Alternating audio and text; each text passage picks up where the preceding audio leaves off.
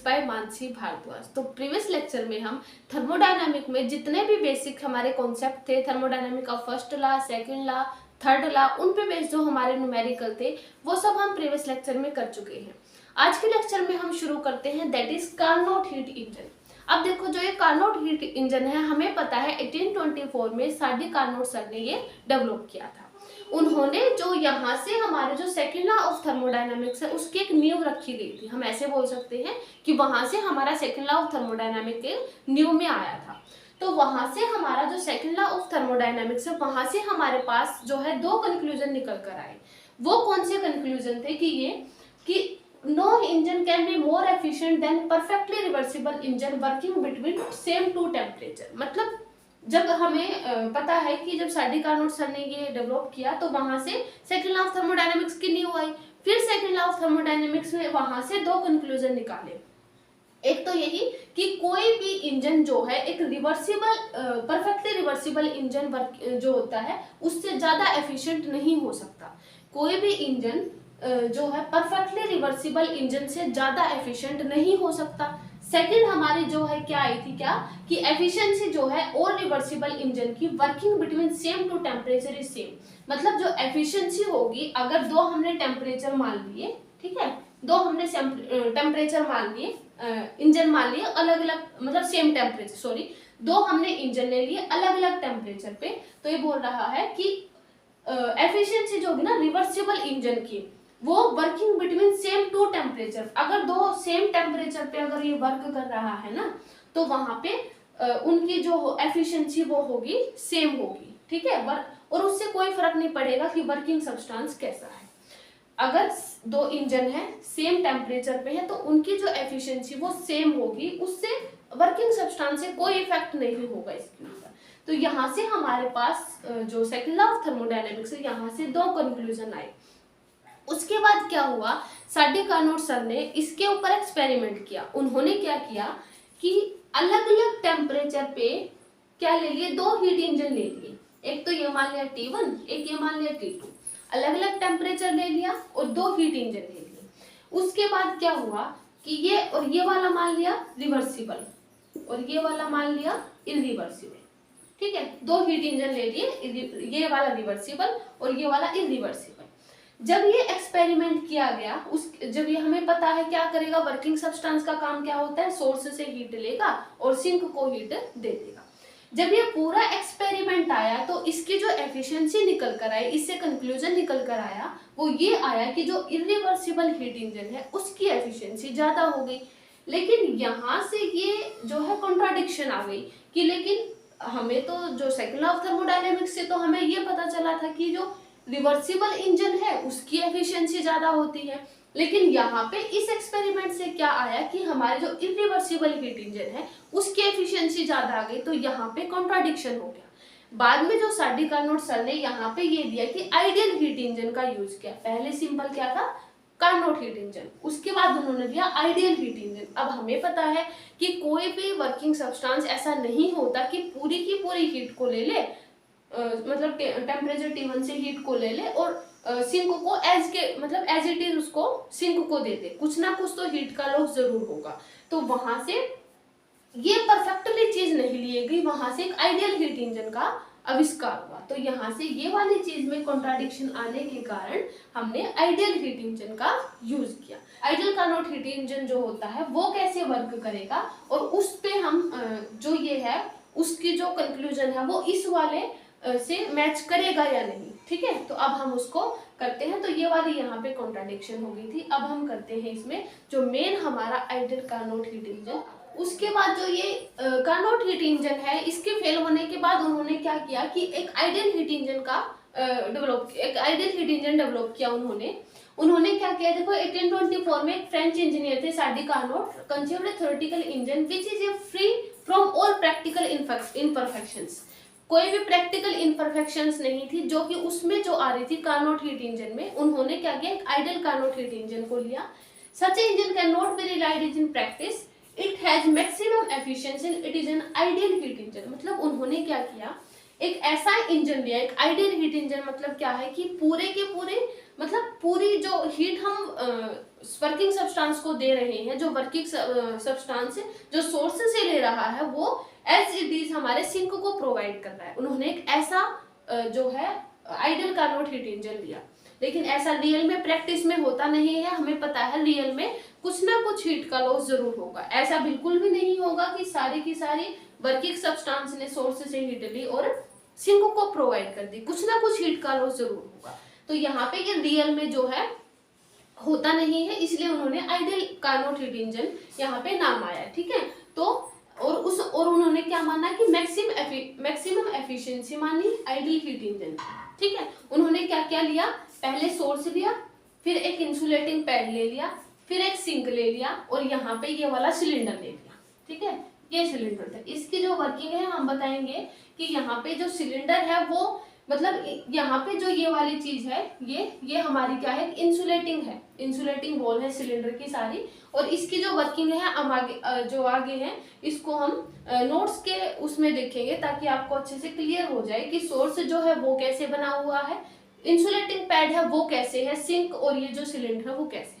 तो अब हम इसको लिखते हैं जो नोट्स के रूप में, ताकि आपको अच्छे से क्लियर हो जाए। तो पहले हम शुरू करेंगे सोर्स। जो ये कार्नोट हीट इंजन है, उसको जो डिजाइन किया गया वो कैसे किया गया कि हमारे पास सोर्स लिया गया, एक सिंक लिया गया, एक इंसुलेटिंग जो है स्टैंड लिया गया, और उसके ऊपर एक सिलेंडर लिया गया। अब इसमें जो ये है सिलेंडर है वो कैसे डिजाइन हुआ कि परफेक्टली नॉन कंडक्टिंग वॉल है, मतलब हमारा जो ये सिलेंडर है ये नॉन कंडक्टिंग वॉल है, मतलब ना तो इसमें से हीट बाहर जा सकती, ना ही इसमें हीट अंदर आ सकती। परफेक्टली कंडक्टिंग बेस, इसका जो बेस है वो कंडक्टिंग है, मतलब हम अगर इसको सोर्स और सिंक के ऊपर रखेंगे तो वहां से हीट मतलब एंटर और लीव कर सकती है। तो provide with perfectly non conducting piston, और जो इसमें पिस्टन लगा हुआ है ये वाला, ये भी क्या है, परफेक्टली नॉन कंडक्टिंग है, मतलब इसमें भी हीट नहीं लीव या फिर एंटर कर सकती। Which is move without friction, जो कि बिना किसी फ्रिक्शन के मूव करेगा, ठीक है। उसके बाद सोर्स हुआ, ये जो सोर्स है ये कैसे डिजाइन किया गया, reservoir maintain at a constant temperature T1, ये जो है कांस्टेंट टेम्परेचर T1 पे इसको रखेंगे, from which engine can draw heat perfect and bye perfect conduction, मतलब यहाँ पे इसकी जो ली गई ना थर्मल हीट जो कैपेसिटी है वो इनफाइनाइट हुई, मतलब इसका जो टेम्परेचर है वो कांस्टेंट रहेगा, इसमें से कितना भी टेम्परेचर लिया जाए या इसको कितना भी टेम्परेचर दिया जाए, इसका टेम्परेचर कांस्टेंट रहेगा, इसीलिए इसकी जो थर्मल हीट कैपेसिटी है वो इनफाइनाइट रखी गई। उसके बाद जो हीट इंसुलेटिंग स्टैंड, जो ये स्टैंड है, ये perfectly non conducting platform act as a stand, ये जो स्टैंड है ये परफेक्टली नॉन कंडक्टिंग लिया गया, इसमें भी हीट एंटर या लीव नहीं कर सकती, ठीक है। उसके बाद एक जो रिजर्वायर है at a constant lower temperature T2, जो ये सिंक है, ये लोअर टेम्परेचर, इसका सोर्स से कम टेम्परेचर होगा T2, to which heat engine can reject any amount of heat thermal, इसमें भी जो है हीट कैपेसिटी को क्या लिया गया, इनफाइनाइट लिया गया, मतलब यहाँ से इसको कितने भी हीट हम देंगे या इसमें से कितने भी हीट को लेंगे तो वहां से इसका जो टेम्परेचर है वो कांस्टेंट रहेगा। ये दोनों चीज जो है थर्मल हीट कैपेसिटी इनकी इनफाइनाइट ली गई है, इनमें से टेम्परेचर को कितना भी ले या फिर उनको दे, हीट कितनी भी ले या दे, तो उनका टेम्परेचर कांस्टेंट रहेगा। ये वाली चीज है, इसकी जो सिलेंडर है उसकी वाल नॉन कंडक्टिंग ली गई लेकिन बेस कंडक्टिंग लिया गया, ठीक है। और ये जो इंसुलेटिंग पैड है ये भी एक क्या है, नॉन कंडक्टिंग इसकी वाल होगी, ठीक है। तो जो Carnot ideal Carnot heat engine है वो इस तरीके से डिजाइन किया गया था। अब इसमें जो हमारे जो आइडियल कार्नोट हीट इंजन है इसमें हमारे 4 प्रोसेस होते हैं। एक तो हमारा जब हम इसमें वर्किंग करेंगे, ये हमारा सिर्फ क्या थी, कंस्ट्रक्शन थी, ठीक है। जो आइडियल कार्नोट हीट इंजन है ये हमारी सिर्फ क्या थी, कंस्ट्रक्शन। अब वर्किंग में हम इसकी बताएंगे कि कैसे हमारे जो 4 प्रोसेस हो रहे हैं, कौन से, एक तो isothermal expansion, isothermal compression, adiabatic expansion, adiabatic compression, वो 4 प्रोसेस है, वो कैसे इसमें जो हम वर्किंग में बताएंगे कि कैसे हो रहे हैं। तो ये हमारी सिर्फ कंस्ट्रक्शन थी, कैसे हमारा आइडियल कार्नोट हीट इंजन को डिजाइन किया गया, यहाँ से सोर्स, इंसुलेटिंग पैड, सिंक और ये हमारा एक पिस्टन और सिलेंडर लिया गया, और ये कैसे थर्मली इंसुलेटेड और इनकी वॉल बनाई गई। ठीक है, अब हम करते हैं इनकी वर्किंग, यानी ये जो सोर्स है, सिंक है, इंसुलेटिंग पैड, सिलेंडर, ये कैसे वर्क करते हैं। तो अब हम इसकी करते हैं। अब देखो जो हमारी इसमें वर्किंग में आएगा, सबसे पहले हम लिखेंगे इसमें जो वर्किंग होगी वो कैसे होगी कि हमारी जो साइकिल होगी, एक कंप्लीट साइकिल होने में हमारा 4 प्रोसेस होंगे। अब 4 प्रोसेस उनमें कौन से होंगे, पहले होगा आइसोथर्मल एक्सपेंशन, फिर उसके बाद होगा एडियाबैटिक एक्सपेंशन, उसके बाद फिर आइसोथर्मल कंप्रेशन, फिर होगा एडियाबैटिक कंप्रेशन। ठीक है, ये 4 प्रोसेस होंगे और वहां से कंप्लीट साइकिल पूरी हो जाएगी। तो यहाँ से सबसे पहले हम वर्किंग में लिखेंगे जो हमारी फर्स्ट प्रोसेस हो रही है कौन सी, दैट इज आइसोथर्मल एक्सपेंशन। अब देखो जो आइसोथर्मल एक्सपेंशन में जो एक्सपेंशन है उसमें कैसे वर्क हुआ कि एक सिलेंडर है, ठीक है, मतलब जो सिलेंडर हमने लिया था, हमारा क्या था, ये हमारा सोर्स था, ठीक है, ये हमारा क्या था, एक इंसुलेटिंग स्टैंड था, इंसुलेटिंग स्टैंड था, यहाँ पे हमारा सिंक था और ये वाला एक पिस्टन हमने ले लिया था और इसमें एक ये सिलेंडर था। ठीक है, ये वाला सिलेंडर था। इस तरीके से हमारा ये था। अब इसमें देखो जो आइसोथर्मल एक्सपेंशन हो रहा है उसमें कैसे वर्किंग हो रही है कि एक सिलेंडर को सबसे पहले हमने क्या किया, सोर्स पे रख दिया। पहले हमारा जो सिलेंडर ये वाला जो है, जो हमने ये सिलेंडर लिया है, इसको हमने क्या किया, सोर्स के ऊपर रख दिया। अब हमें पता है जो अभी अभी इसकी कंस्ट्रक्शन में हमने देखा था कि जो सिलेंडर है और जो ये है, इसके जो वॉल है क्या है, एक नॉन कंडक्टिंग थी, यानी इनमें से हीट फ्लो नहीं कर सकती, ना ही बाहर जा सकती, ना ही अंदर आ सकती।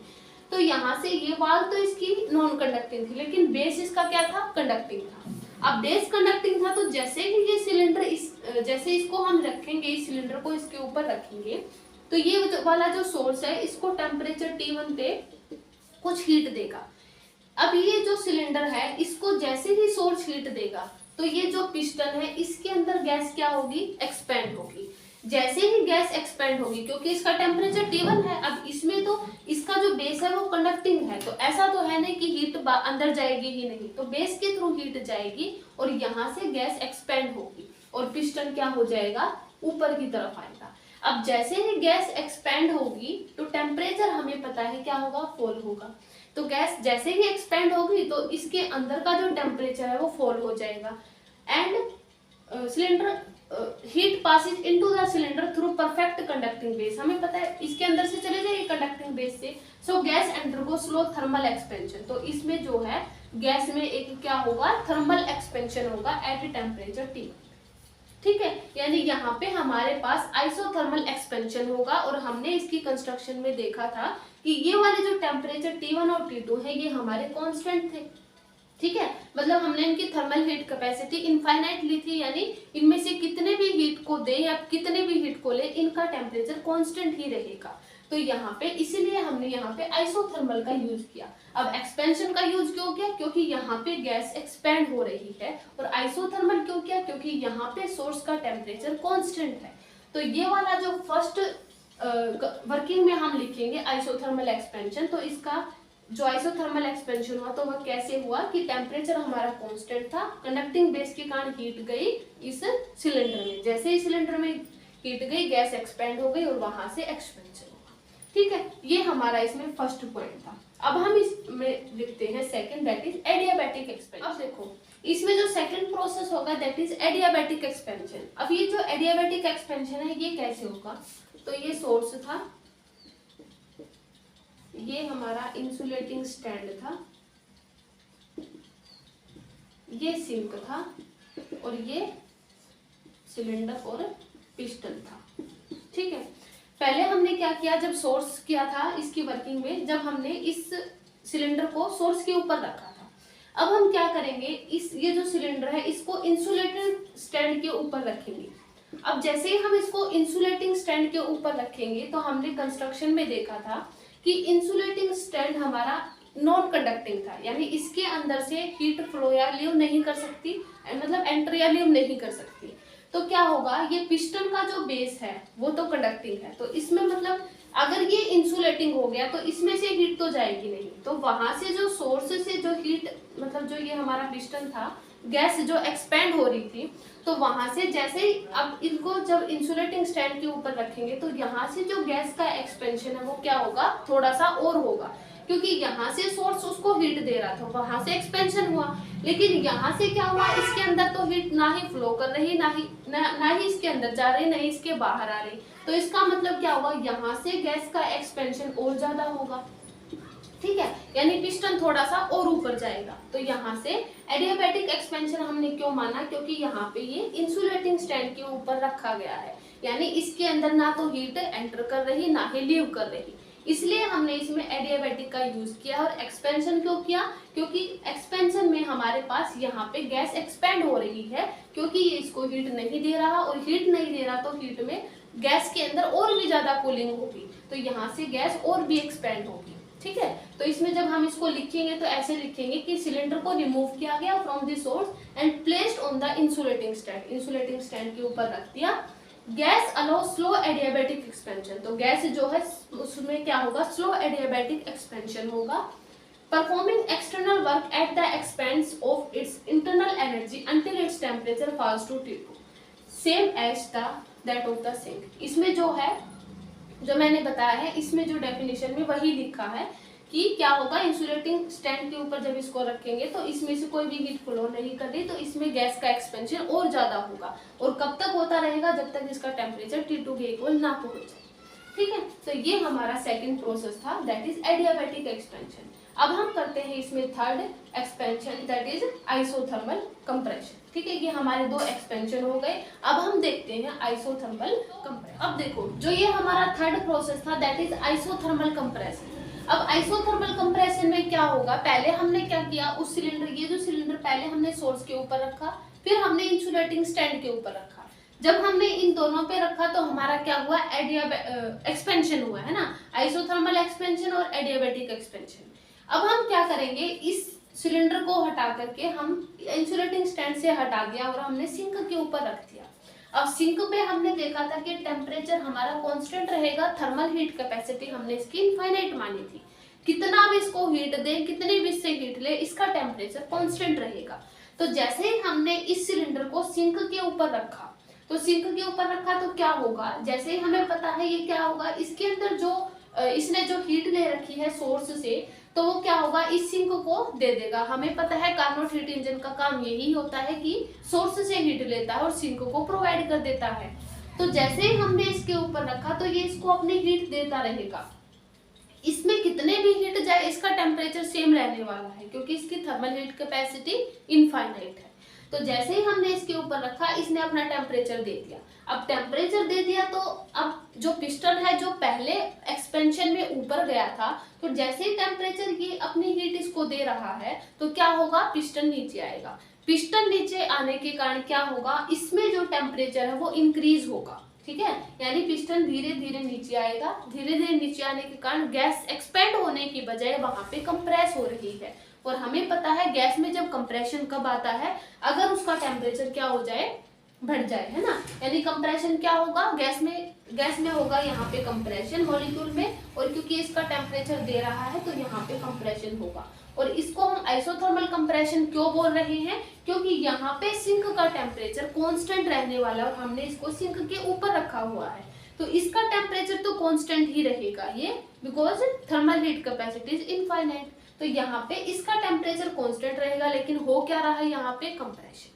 तो क्लियर हुआ ये कैसे आया। तो अब इसको जब हम लिखेंगे तो ऐसे लिखेंगे कि सिलेंडर को रिमूव किया गया फ्रॉम द इंसुलेटिंग स्टैंड से and temperature T2, this piston is now very, फिर हमने क्या किया, सिंक के ऊपर रख दिया, इंसुलेटिंग स्टैंड से हटा दिया, and is at temperature T2। ये जो T2 है इसका मतलब यहाँ पे सिंक पे रख दिया, ठीक है।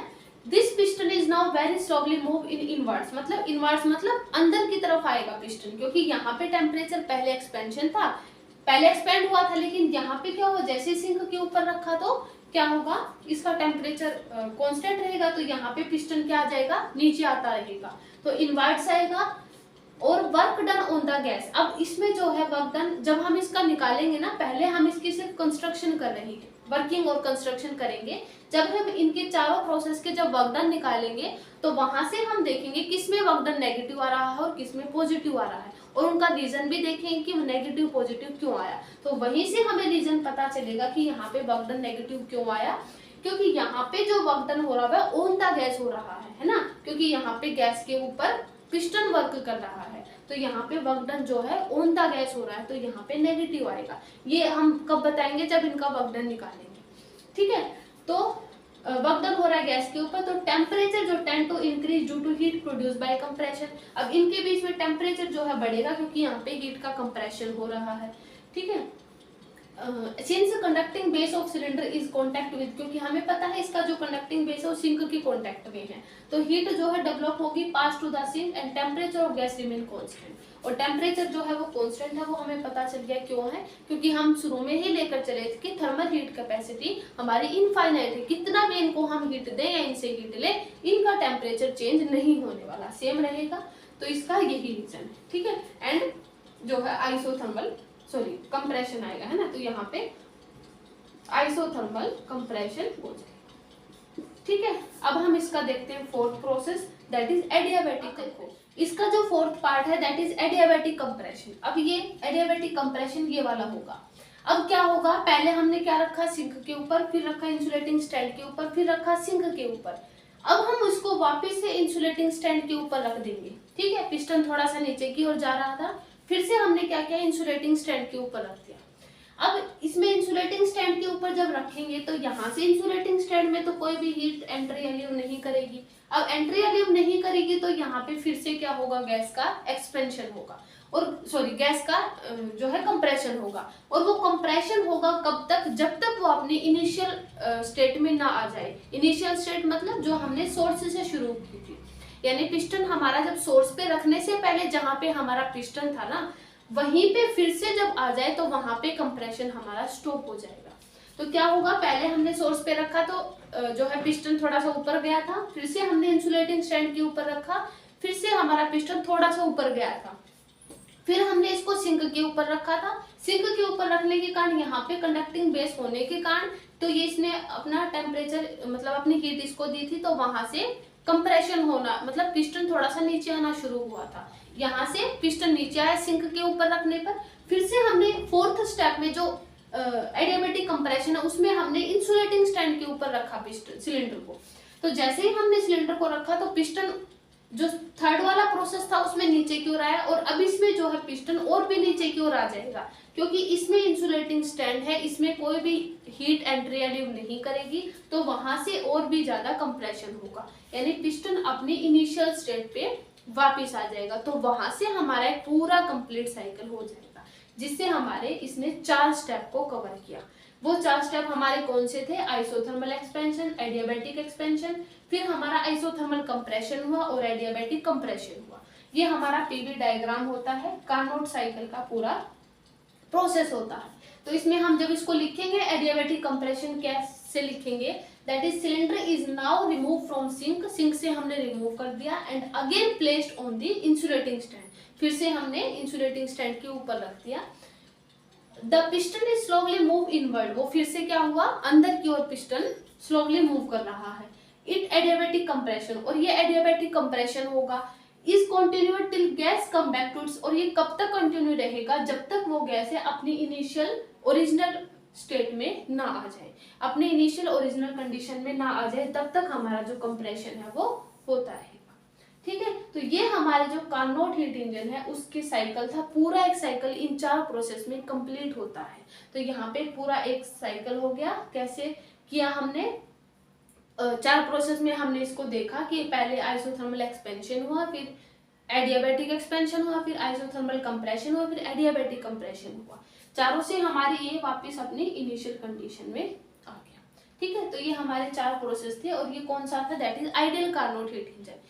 जो हम नेक्स्ट लेक्चर करेंगे उसमें हम इन 4 प्रोसेस में जो वर्क डन होगा उसको हम बताएंगे, और जो कार्नोट हीट इंजन है उसकी एफिशिएंसी कैसे निकालते हैं, और एफिशिएंसी से पे बेस हम कुछ न्यूमेरिकल करेंगे, जिससे हमारी एफिशिएंसी का जो कॉन्सेप्ट है वो क्लियर हो जाएगा। और इनमें जब हम वर्क डन निकालेंगे उन वर्क डन पे बेस भी न्यूमेरिकल आते हैं, तो उन वर्क डन से भी हमारे जब हम वर्क डन निकालेंगे तो न्यूमेरिकल का कॉन्सेप्ट भी हमें क्लियर हो जाएगा।